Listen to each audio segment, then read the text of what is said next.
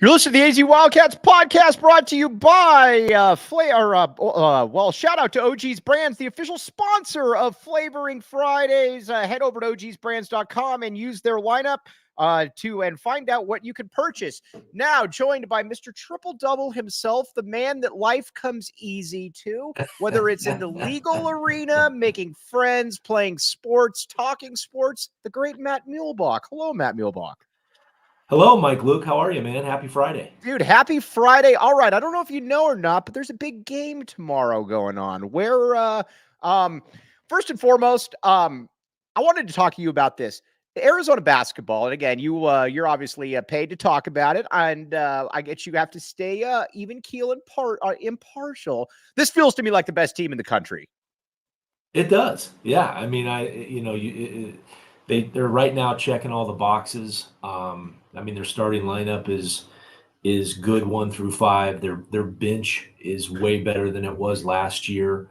And I get this a lot, Mike. Like what's the difference, between this team and maybe the last 2 teams, right, that have been a 1 seed and a 2 seed in the tournament? And I think it's interesting, but to me, the thing that jumps out by far is just the physicality, the toughness. And I'll go back to my old coach, Lute Olson. What does that guy know? What does he know, right? Right. Or what did he know? But, I mean, he judged almost all toughness based on rebounds. And when I look at this team, you look at the rebounding numbers for this team, number 1 in the country in defensive rebounding percentage. Right.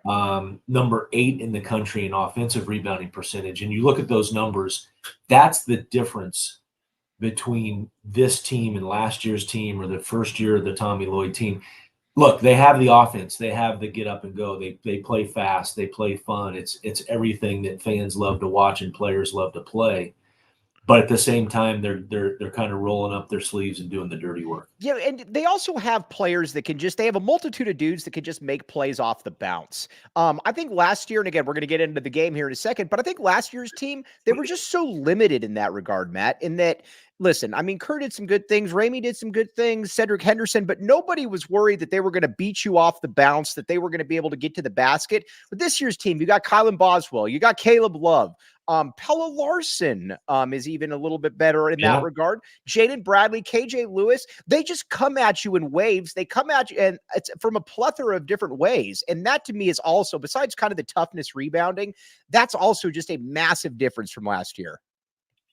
Are you trying to say that this team has a little bit of wiggle on offense? Hey, that's the term you use on TV, my friends, the Matt Muehlebach. But there is, like you always say, there's more wiggle on this team. There's a little more wiggle on this team. Like you said, even Pella Larson, he's been like the most efficient player in the country probably to this point. But you're right. And last year, the 2 guards that you mentioned, they just didn't go inside the 3-point line. And right. Again, not I'm just not good or bad. It's just who they were. Right.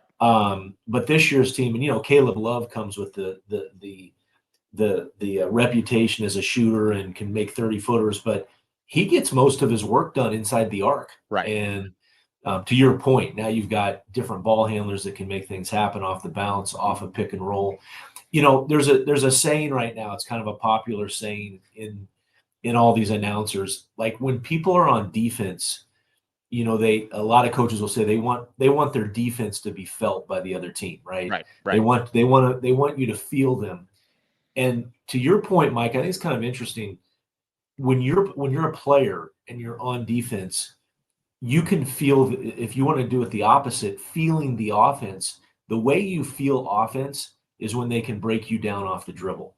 Right. And when you're a defensive player and like, hey, he's not going to break me down. I can guard him one-on-one. I don't really have to help.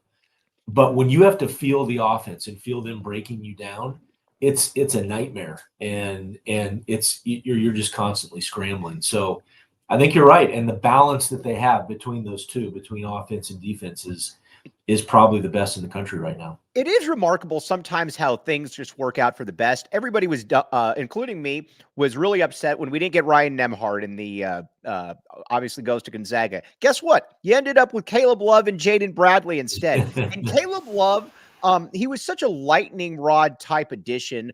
And look, we all know about the scoring, but I'll tell you one thing. He embraces the defensive side of the ball. He's, right up there in assists. He's kind of been an all-around player where I think there was this perception that you were just bringing in a gunner. Caleb Love has been very good all around for Arizona basketball, Matt Muehlebach. Yeah, it's a great observation. And to the point on the assists, Boswell has 38 assists this year, 15 turnovers. Love has 36 assists. So he's 2 behind the point guard. And again, to your point, a guy that has a reputation as a gunner. And by the way, only 14 turnovers. So he's almost 3-to-1 assist to turnover. He's playing the right way. He's making the right decisions. He's sharing the ball.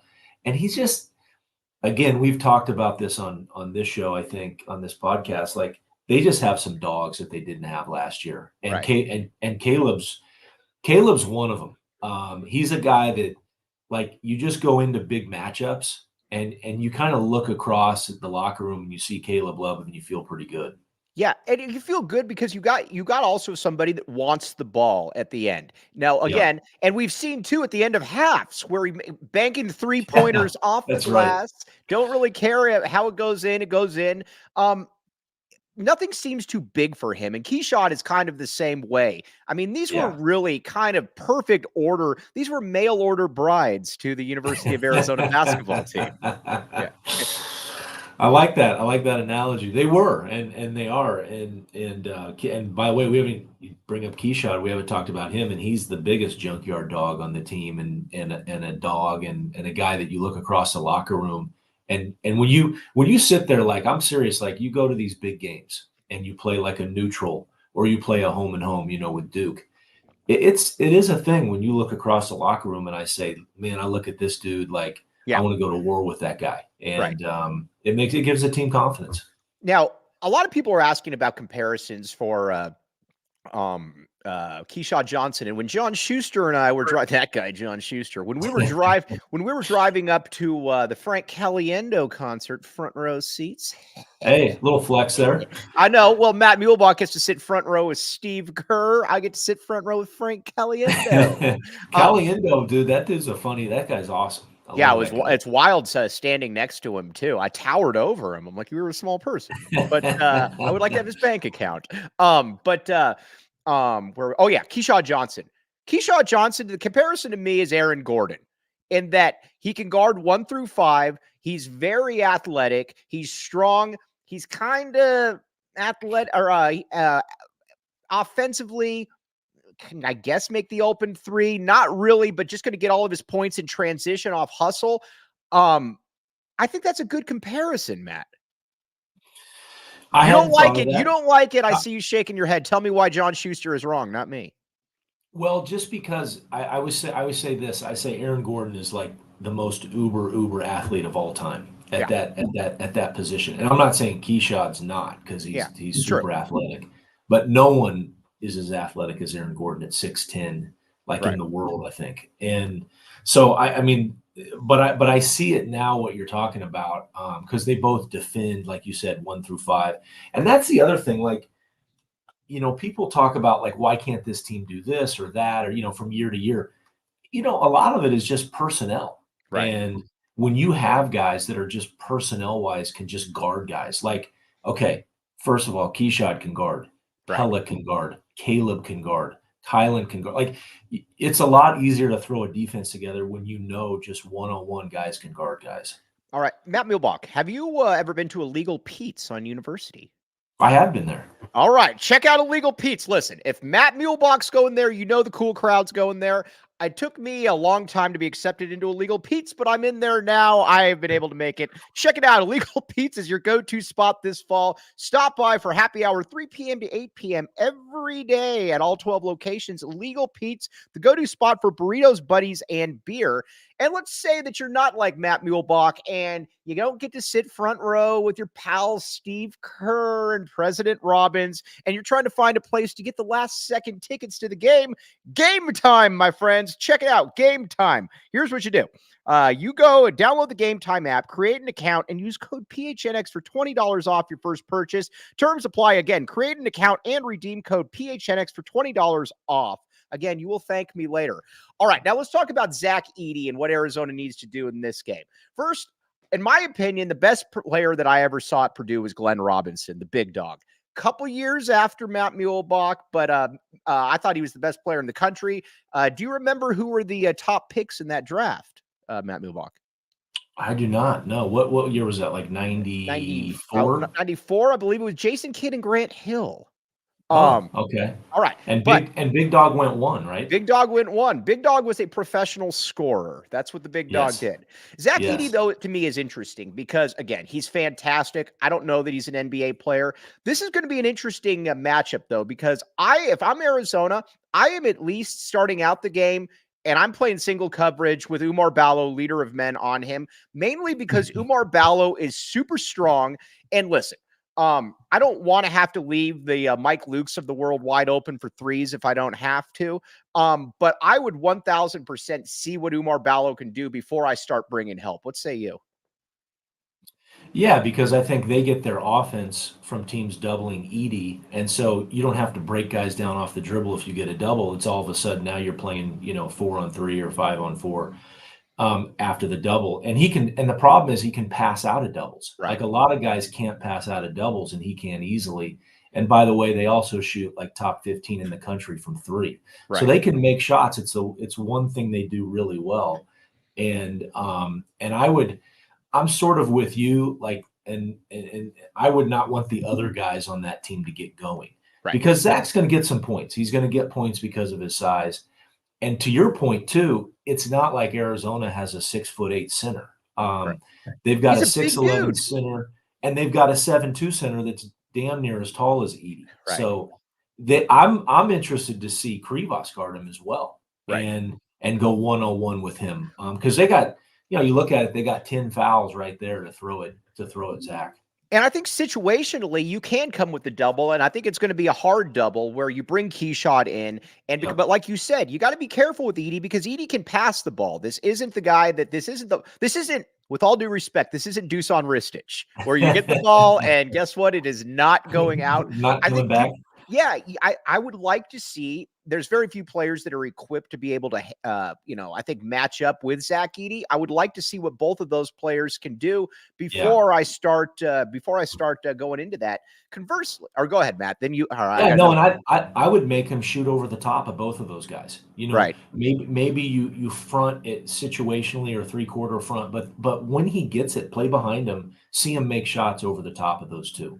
Right. And by the way, lots of comments in here, but this one really, you guys are all fantastic. This Matt Muehlebach looks like a Pete Williams from a previous PHNX show. This is Matt Muehlebach. I told you, he's a chameleon. He just kind of can do whatever he needs to at any point. One thing about Tommy Lloyd that reminds me a lot of Lute Olson is that if he had better players than you or a better team, he was going to look to overwhelm you. He was going to try to extend the defense. He was going to take some chances because I got better players than you and I can make up that on the back end. Tommy Lloyd, I think, has done a lot of that. And this year, especially because he's got more athleticism on the perimeter, he's got more guards. Athletically, what are you looking for from Arizona in this game? Because athletically, there's a clear disparity between Arizona and Purdue. Yeah, and I think that's the ability of the Arizona guards to get out and pressure guys. Like you said, that Lute would pressure guys. I think what Tommy wants to do is pressure the ball and really play hard on the ball, and try and create havoc. And they've done that. And I think, both starting guards can do it. Then you bring the crazy part is their starting guards are really good defensively, but their two guys off the bench probably are better. Right. When you bring in KJ Lewis and Jaden Bradley, they're just unbelievably athletic and quick and strong. I mean, I seriously think KJ Lewis could be the biggest NBA sort of potential guy on this team. He is.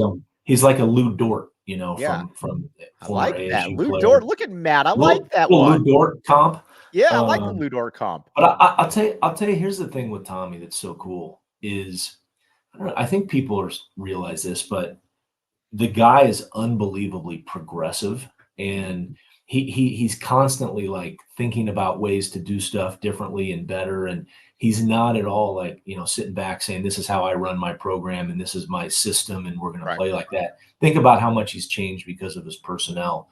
And I would say this too, like Tommy Lloyd, he like if you have the meter of obsessed with basketball and you're a normal person, like normally as you get more obsessed with basketball or whatever and you become crazy, your normalcy kind of goes the other way. Right. He somehow has the greatest combination of he's obsessed with winning with his team, with doing everything he can to make Arizona better. Yet at the same time, he's a super normal guy. Like that's hard to do. And you know, in the game of life, and I always say this about you, he just kind of gets it. I think there's way Yeah. too many coaches that just don't really understand how blessed they are to be in the positions they are.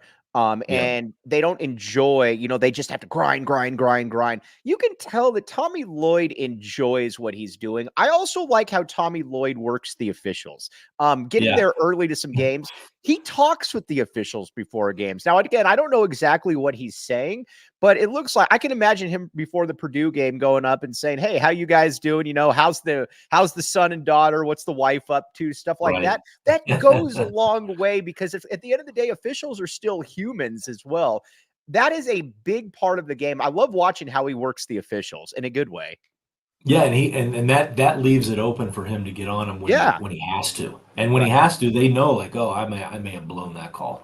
Right. Exactly. Now, from a what is from Arizona's perspective, then do you what is the how do you take advantage then, let's say, of a guy like a Keyshawn Johnson down low, or because Arizona's got a lot of athleticism, you got a lot of size as well. How do you take advantage of that besides just, you know, just shooting passing lanes and stuff?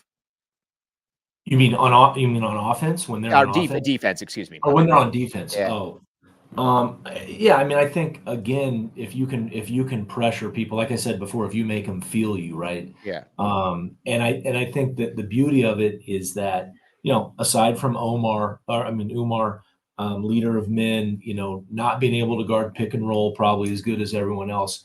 Everyone on that Arizona team is really like they're pretty versatile. They can guard 1 through 4. I would Can almost say switch a every lot. guy. They switch a ton. They can switch a ton. But I think I look at it the other way too. Like I think they can run on Purdue, and I think they can bring Zach Edey out off the ball, Right. and especially depending on what kind of lineup they have, and bring him out, you know, away from the lane, and I think use their quickness against Purdue. Yeah, and what I'm also fascinated too is, like, let's go player by player here. We got to talk Pella Larson. Now, again, my bad, Pella. I was apologized. I was totally wrong on Pella. But man, Matt, he has been literally perfect this year. Gone are the you know, the fumbling the ball out of bounds, or kind of the weird Yeah, end of game turnover where you're like, what exactly was going on there, Matt? From drawing fouls to finishing to shooting threes, this dude, I don't know that he's an All-American, but he's definitely a glue guy All-American, that's for sure. yeah, and I think he's averaging what 6 shots a game and like Right. 12 or 14 a game. So his efficiency is unmatched right now. And I think, look, you know, you got to be able to make threes and to separate yourself. That was the one thing missing from him, is just really knocking down shots, and he has. I also look at him. I think the way he's playing, like you talked about going to the game early, watch the way he warms up, watch the way he comes in, just the way he carries himself. He's much more.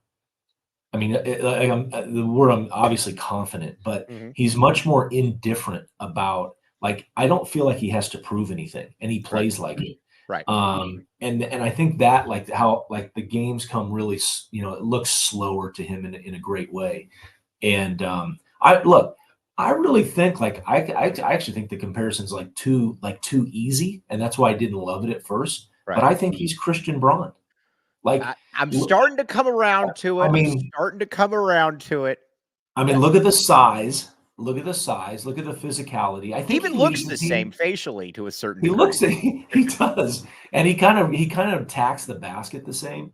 But if I'm not mistaken, I think Pella is leading the team in free throws attempted. That to me says a ton, It, and you know what and the aggressiveness that he's playing with. What also really showed me too is I'm a big fan of players that look like they want the ball at the end of games. I know a lot of people don't like Mark Lyons. They're wrong. I like Mark Lyons.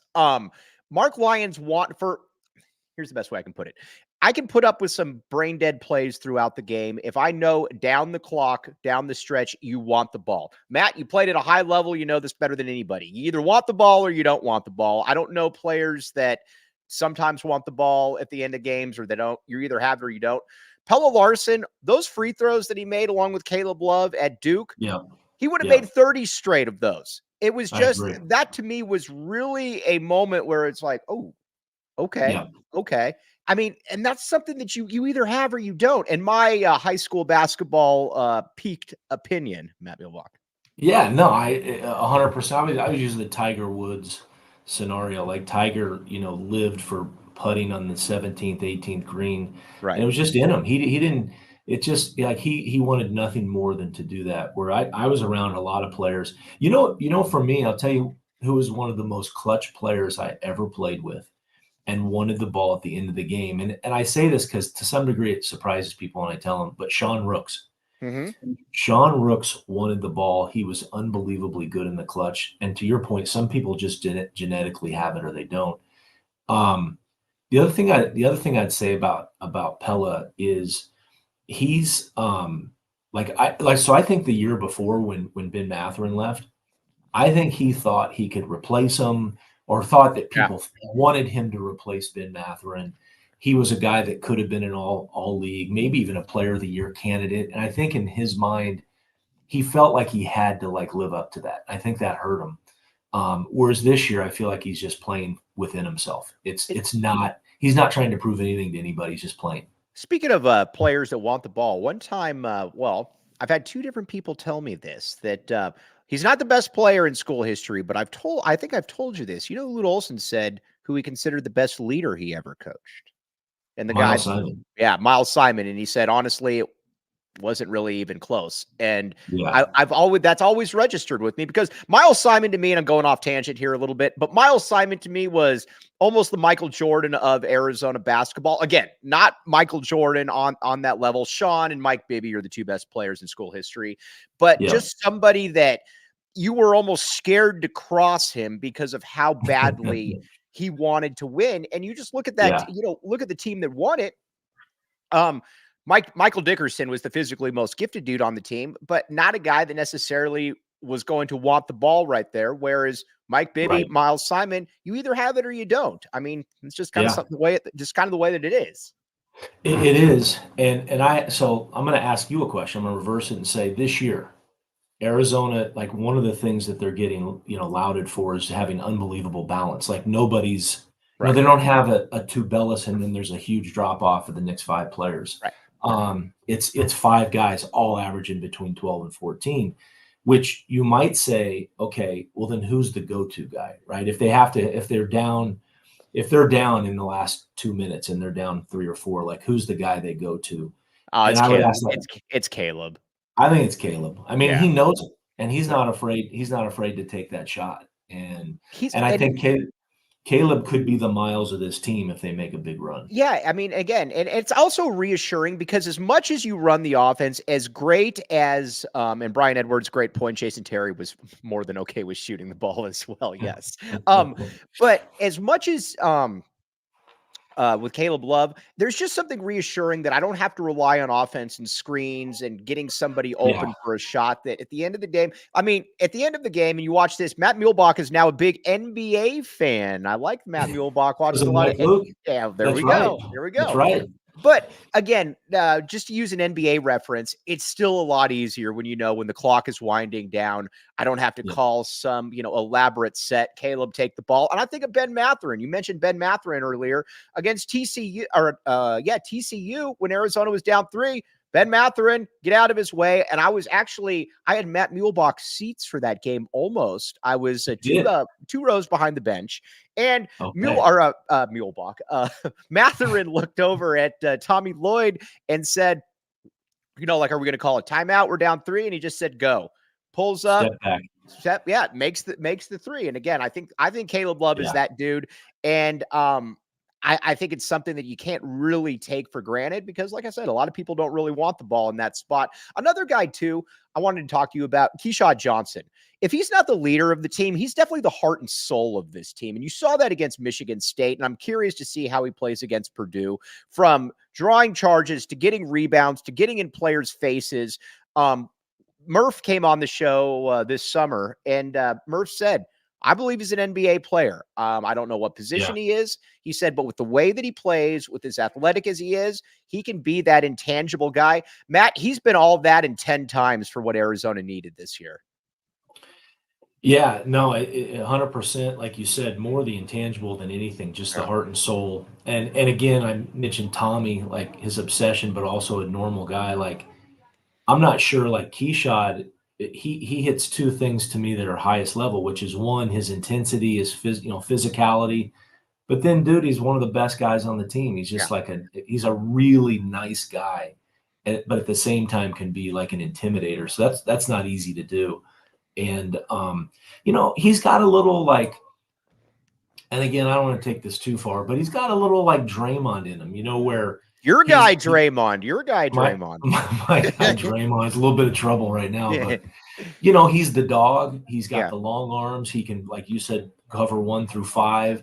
He does the dirty work, but you know what? On offense, he surprises you too. Right. He does some things that you're like, oh, like a little bit of a ball handling move or something. We're like, oh, I didn't know that he could do that.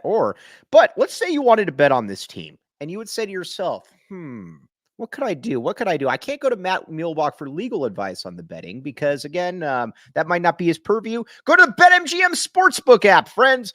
Sign up for BetMGM. Use bonus code PHNX. Place your first BetMGM Sportsbook wager through BetMGM Sportsbook mobile app of at least $10. If the bet loses, your bonus bets will be available. Once your wager is settled, check out the show notes for details. Again, how cool is this? You sign up and deposit at least $10 on the BetMGM Sportsbook and place your first wager and receive up to $1,500 back in bonus bets if the bet loses. You could use that if you're maybe traveling to go watch Steve Kerr and the Golden State Warriors or something. just throwing that one out there. Look, let's talk KJ Lewis now. I was talking about this yesterday. The real strength of this team, and it reminds me a little bit of 2003, where you were able to bring Hassan and Iggy off the bench, is that you don't lose anything when you go to the bench with this squad. And it's going to be interesting to see how this deals with Purdue, because Purdue obviously doesn't have that kind of depth that Arizona does, or that kind of, elite level depth. But man, when you go to the bench and you see KJ Lewis, who in my opinion is going to be, after next year, I believe KJ Lewis is a lottery pick. I believe he's that dude. When you got KJ Lewis, then you got Mount Krivas coming in as well, who I don't know if he's an NBA player, but I think he's going to be an all-conference dude by next year. And Jaden Bradley as well. Man, there's just no let up. And that to me is really a separator there, Matt. Well, like you said, you got guys that in the future are going to be unbelievable. Jaden Bradley's a McDonald's All-American coming off the bench. I mean, that's and by the way, he seems to be pretty good with it. He seems to his body language to me is really good. That's a guy you'd expect would not want to be coming off the bench. To me, he's kind of their sixth starter. Right.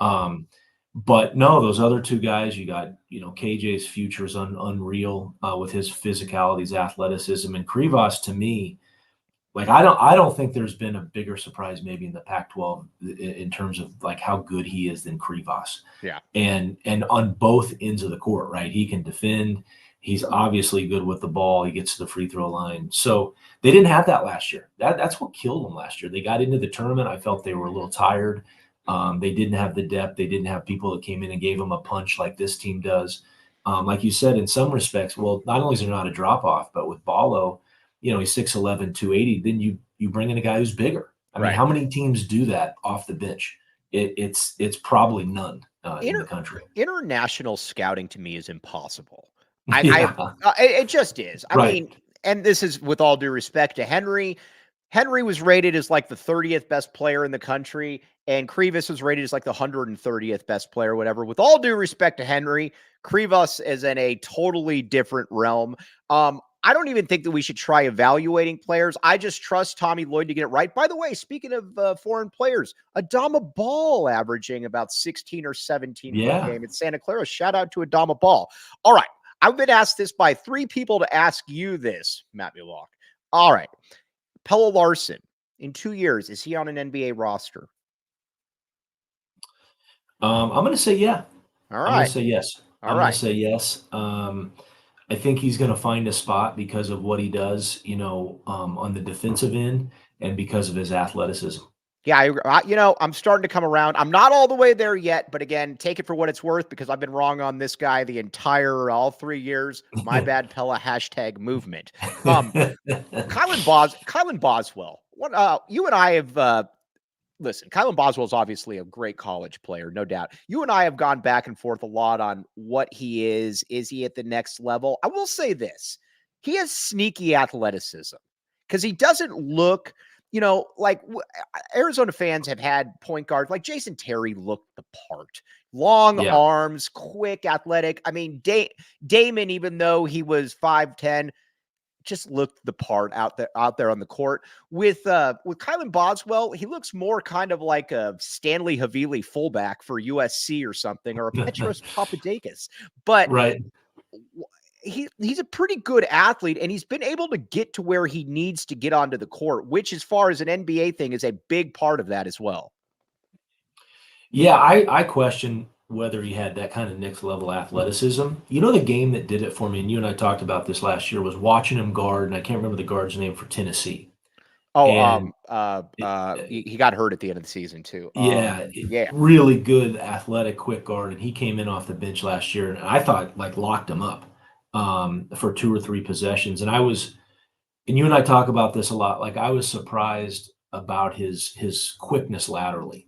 Right. And I don't know what kind of athleticism he has, from here to here, right. going, but he doesn't need it. He doesn't need it.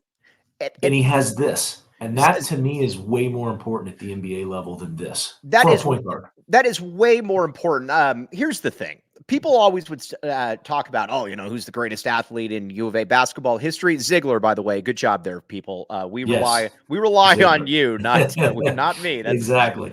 But with the lateral quickness, to me, is what always separates. There's a lot of dudes that can jump. Chase Budinger could jump probably as high as almost anybody that's ever played here.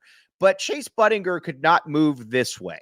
Whereas, look at a TJ McConnell. I have no clue. He might not be able to jump over a phone book, but his ability to move laterally is absolutely next level. Same with Aaron Gordon, you just mentioned. That's what Aaron Gordon really separated him, is he could jump this high and he could do all of that.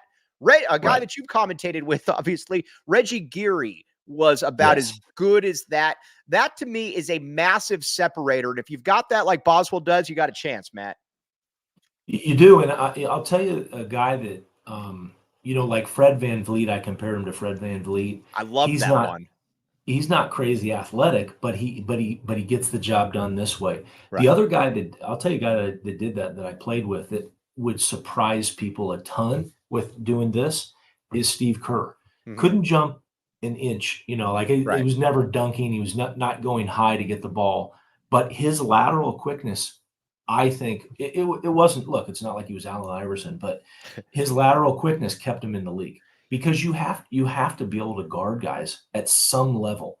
And he could do it. He was good laterally and shocked people with how good he was. And I think Kylan's like that. Matt Muehlebach, when was the last time you went to Circle K? Ooh, that's a good one. I usually go there for I got one that I go to for I shouldn't admit this, but do it. I have a weak spot for donuts. And the little packaged white, the little packaged donuts. Those are very good. And again, Matt Muehlebach's doing it. He's a leader of men. Follow Matt Muehlebach to this location. Maybe you'll find Oumar Ballo there as well. Join Inner Circle for free by downloading the Circle K app today. Terms and conditions apply at participating locations. Visit CircleK.com for details. And let's knock off one more read. Empire Flooring, Matt Muehlebach. What kind of floors do you have at your house? You strike me as having very cool floors. Yeah, we've got some I wouldn't even know the name for him. My wife's an interior designer, so I should know that. But Oh, wow. I'm on the couch watching Yeah. basketball games. All right. Well, again, Empire Flooring, this worked for my parents. And again, they're cooler than me. So check it out. You can schedule a free in-home estimate today. All listeners can receive $350 off discount when they use promo code PHNX. Restrictions apply. See empiretoday.com or slash PHNX for all kinds of details. All right. What is your biggest concern for Arizona in this game? Let's say outside of Zach Edey. My biggest is, as I ask you a question, I'm going to answer the question and then go to you. I don't want this to be a slowdown game. I don't want this to be some kind of Big Ten crap fest where it's in the 50s. I want this game for Arizona to be in the 70s, the 80s, something like that. Yeah, no, and I mean, I think too, like they're pretty good. I mean, Right. they have good players all the way around. I mean, you look at their schedule; they've beaten really good teams. For sure. I mean, I think they beat what Marquette, and they beat trying to think of who's Gonzaga, they just Tennessee. Yeah, for sure. Tennessee. They've beaten like very different type teams too. It doesn't matter who they play. Right. I think the biggest thing for this team for me is just how do you keep your edge? How do you always keep your edge? They're number one in the country now. Everybody, they're not an underdog. It's easy to play as an underdog. Think about Purdue playing as the underdog. Yeah. And it's kind of a road game a little bit. And I just think, like, how do you constantly keep your edge is the hardest thing, because all it takes is a bad shooting half and you're down, 10 or 12. Right. And that I'm curious to see how they react to the prosperity that they've had. There's been multiple games, and this has really shown me some about the intestinal fortitude and gumption of this team, where against Duke, Arizona's up 8. And then Duke comes back, takes the lead. Michigan State, same way, where Michigan State just started hacking Oumar down the stretch, goes back and takes the lead. Then Arizona says, not so fast, my friend, then comes back and takes the lead. I'll be honest with you, I am a little concerned about Oumar's free throw shooting, because if I'm a team and after that Michigan State game, I would 1000% foul him down the stretch if I'm already in the bonus and it's close, because as good as he is, and those free throws were prayers. He was hoping that those would go in. Yeah, he's shooting, I think, 35%. So it's going to be hard to play him late in games. And it's also hard to play him late in games because they put him in pick and rolls. And so, he's susceptible to that. As good of a player as he is and as much as he's important for them. That's an issue. That he's a better free throw shooter than that. I'm not sure. He is. That's why I'm frustrated.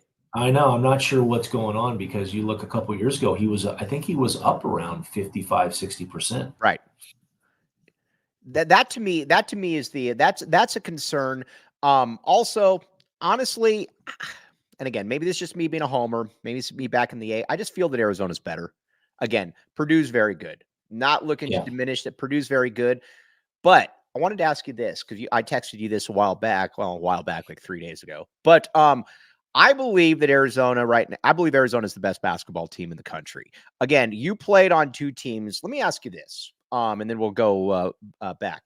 89, best basketball team in the country, correct? Yeah, for sure. 88. For sure. Both. Okay. All right. Agreed. Now, then I believe after that, there's about a 10-year wilderness where there was only a Final Four in between. But the 98, I believe, was the best team in the country. Obviously, Utah happened. 01 and 03, I thought, were the two best teams the best teams in the country. And then after that, I don't believe, because again, in 14, people bring that up, as good as they were, when you lost Brandon Ashley, that was a loss. I don't know that they were the best team. This team, to me, just when I watch college basketball, this feels like the best team, Matt. I'm not sure they're going to win it all, but this feels to me like Arizona has the best team in the country. Yeah, and I think, you look at those 14, 15 Miller teams that were incredible to watch.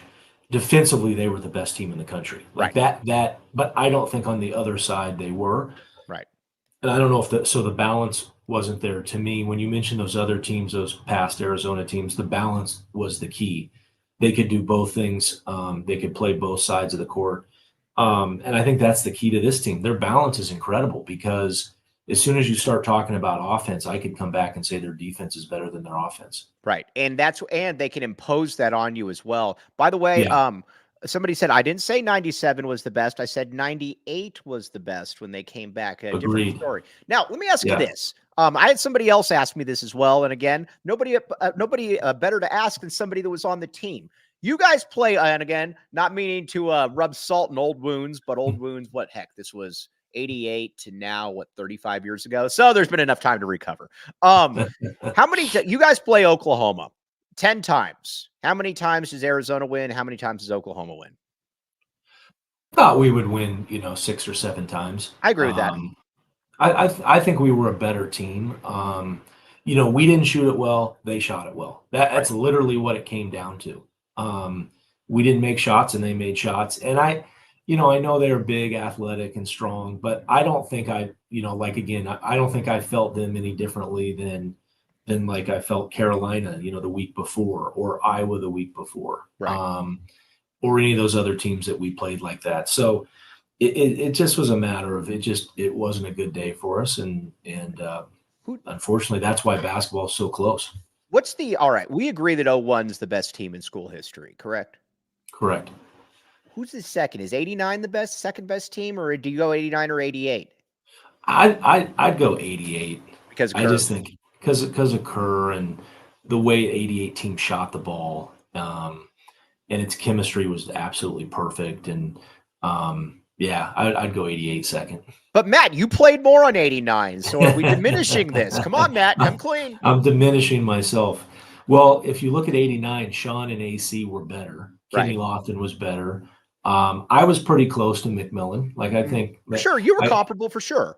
Mick and I. In fact, if you look at our stats, our career stats, they're almost identical. You're identical. Really close. Right. Yeah. They're pretty dang close. Although I always your upside was higher. Your upside was higher though, Matt. It was. I always tell Craig I had way more assists. I was much more of a team player than he was. So. Right.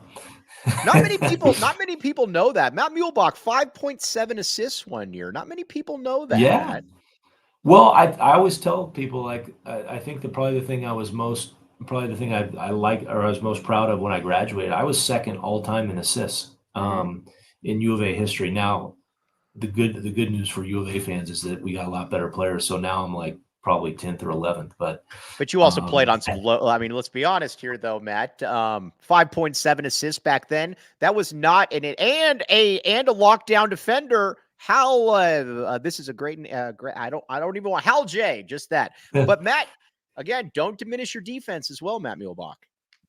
That's what got me on the court. I mean, I think I always tell players, like high school kids or kids that are going to, or even college kids, it's like, if you're coming off the bench, the coach will play you when he trusts you. Right. And he'll trust you if two things happen. If you defend, the coach will trust you. And if you don't turn it over, those are the biggest things. If you come off the bench and you're turning it over where people are scoring on you, you're out. Matt, you have no time. Did you defend Todd Lichty? I did. Yeah. Boxing one on Lichty. All right. I was going to say, Hal, you need to hop in here more. I actually did not know any of that. By the way, Matt Muehlebach, do you ever play the Arizona Lottery? Yes. All right. This is a great time to hop in the Arizona Lottery. Get out and buy your holiday scratchers today. Find a retailer like our friends at Circle K near at ArizonaLottery.com. You must be 21 years or up to enjoy. Put down just $1. Top prizes up to $500K. All right. I wanted to ask you about this because I love nerding out with you about about old players and old teams. Who was the best player? And I've asked this before of you, but I don't know that I've asked this on air. Who was the best player in college that you ever went against? Because I actually know the answer to this, but I've had a number of people that have asked this because you did say that this was the one player that you thought was a little bit, maybe even above Sean. That I played against in college. So Gary Payton, Kenny Anderson, Grant Hill. Grant Hill was a freshman when I was a senior. He was. Didn't you say that there was just something that just felt totally different about him? Definitely. It was. He played in McHale. A lot of people forget. I forget about that. That he was a freshman on that team in McHale, and I remember the next year, 2 years later, seeing him in the Final Four when Arizona was in the Final Four in '94. Right. And so he was different. He was definitely different. now obviously Sean was the most talented player you ever played with. Was Khalid the second at U of A? At U of A, maybe Brian Williams. Okay, yeah, that's a good one. Maybe Brian Williams. Khalid was ridiculous. People don't realize how good Chris Mills was. Yeah. I played with him for 3 years. One, he sat out, and then I think I played with him 2 years in a row.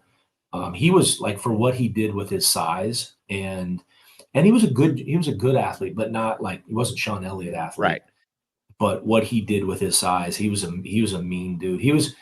I always say this, and maybe I've said this on your show. If I had to line everybody up and you said you have to fight these guys, like, right, a bare knuckle, bare fist fight on the court, Chris would be the last one I'd fight. Is Chris the most underrated player in Arizona basketball history? He might be, because back then, because he transferred and he didn't come in as this, like, you think of like all the freshmen that come in with the hype. And so he, A, didn't come in as a freshman, then B, transferred, so he sat out a year. And so it felt like, to some degree, like, it was a little bit of, it took a little time for people to get, to get to know him. For my money, he's still the second best small forward in school history. Behind Sean, huh? Yeah. I don't know who's clear. Ahead of Richard? Yeah, because Richard, as good as he was here, Richard was more potential. I mean, Richard was a defensive player. Richard was still about a 10 or 11 point a game guy. Chris Mills dominated, man. I mean, Chris Mills was a 21 point per game dude. Like, again, Richard was more talented, but I go Chris there. Mike D was more talented as well, but there were obviously some other. I'd go Richard, my guy. I mean, not Richard. Chris. Yeah. See him. All right. Now we only got a couple more minutes here. We got questions for Matt Muehlebach. I've never been asked this. Matt, was Kansas recruiting you? Why Arizona? Well, I grew up mainly, in the Bay Area, so I was a Pac-10 guy, and Kansas had signed a guy named Kevin Pritchard, who was a McDonald's All-American and played same position, and he was just a year ahead of me. And when I visited Arizona, Kerr was going to be a senior when I got here. Kenny was going to be a junior, Kenny Lofton. Yeah. And so I thought I had a chance to play. There looked like there was some room for me to play. And I loved Lute. Like, I followed Lute since I was a little kid. All right, now 2 more questions here. Shaq 91. What were Matt Muehlebach's thoughts seeing the largest man that has ever walked the face of the earth? Yeah, we played him at LSU, and Shaq, before the game came up, the 2 things I remember, 3 things I remember. I literally remember the tiger. They were bringing the tiger out in the cage, and he walked right by us.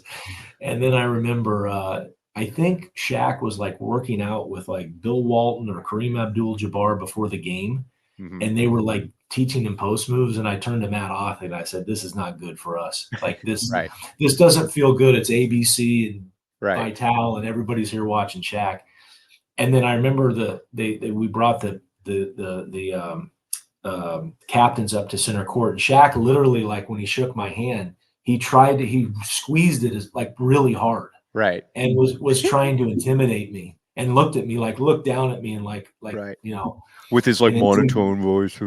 Yeah. And he like kind of crushed my hand, and I looked at him and I said, "Shaq, I'm not even going to guard you. Don't worry about it, buddy. Trust me, man. We're not going to be on you. I'm not going to be on you." But I'll never forget playing in that game, because I never ever played in a game where I felt like someone's presence like as much as his. Right. It never, ever, ever in one game, like just his physical presence alone, like, dominated the game. I've always felt that Shaq, I'm not saying he's the best player ever, but I felt he's the most dominant player that I've ever seen. Oh yeah. And then, and again, Michael Jordan to me is the best player ever. I think LeBron's second. But man, if you want to give me at their peaks, if you want to give me one player for a 7-game series, I'm probably taking Shaq. No, I agree with that, and on top of it, like, he's one of the greatest human beings of all time. Yeah, like, just a dude that gets it. Yeah, in the whole, like you said at the very beginning, he just gets it. He's an awesome guy, and I talked to him at the finals a few years ago. He was there. I went to watch Steve and Q with the Warriors. I talked to him before. We were talking about Sean Rooks, who he played with. Yeah, and he just totally gets it. All right, now last question here, and we're going to get a prediction. We'll sign off. Bet now again, you're a little biased. I get it, but there's no problem with it. Salim or Steve Kerr, better shooter? Steve was better. Just wide open. Yeah. If I had to bet my life on someone who's going to make a shot, it'd be Steve. Right. That would be number one. But Salim did two things that Steve didn't do at that time, which is, off the dribble. No one in the history of Arizona has been better off the dribble, like step backs and stuff like that. And then just shooting it from 27 feet. Back then, when I played and Steve played, we didn't shoot. You shot from like 1 inch behind the line, not 6 feet. Not from the cactus. Right. And that's what Salim did better than anybody. All right, Matt, last question. Give us a prediction, Matt Muehlebach. Give us a prediction. What do you got for this game? I think Purdue's going to get up early. I think underdog kind of at home. I think they'll get up early, and I think that's probably good for Arizona. And I think Arizona will come back and win it. I just think they're 1 through 8 as good as Zach Edey is, and I respect Purdue's program, but I think their 1 through 8 will wear them down. That's to me what they do is they wear people out. Yeah, they just they're like an awesome football team. The offensive line just wears you down. So you're back in the A, is this correct? I'm back in the A. How about you? Mike Luke? What do you say, Mike Luke? I got Arizona 82-74 over Purdue. Okay. Here, now again, I could come back on the post-game show and I could look like a total buffoon, which wouldn't be the first time. But honestly, I don't think this is now granted, it's basically a home game for Purdue. I just don't believe that. I don't know that you beat Arizona. I think you have to be able to have a ton of athletes to be able to beat Arizona. Yeah. I don't know that you can have a ton of role players and beat Arizona. The teams that worry me, a team like Kansas. Again, Kansas only goes 5 deep, but Kansas has 4 guys who would play 30 minutes at Arizona. Totally. UConn, kind of that overwhelming big presence. Teams like that are the teams that worry me. Again, Purdue could easily win, but when you've got probably 5 or 6 dudes in your rotation that wouldn't play here, that to me is a difficult one for me to see them winning. But but again, I'm also sitting here in my living room talking about it. But they've had good results. Like I said, I looked at their results. It surprised me how they've beaten really good teams this year. All right, Matt Muehlebach. As always, we appreciate you. Are you going to be watching any NBA tonight, or are you busy with the family? I got a game. I got Utah tomorrow. Utah running Utes. So I'm interested to see how they look. They're probably, to me, the 3rd best team in the Pac-12. Really? So, all right. I think they're right 3rd or 4th. They just beat BYU last week at home. Big win for sure. Big win. And so, and by the way, they're the tallest team in the country. When you average out their size when they play. So that game's going to be fun. Arizona, Utah will be a good one. Everybody is Brandon Carlson on Utah. Every single player is Brandon Carlson. Every player is Carlson. Yes, every player is Carlson. Yes. All right. That's right. He is the great Matt Muehlebach. I am merely Mike Luke. As always, appreciate everybody hopping in. We'll be back with you tomorrow on the post game. You've been listening to the AZ Wildcats podcast.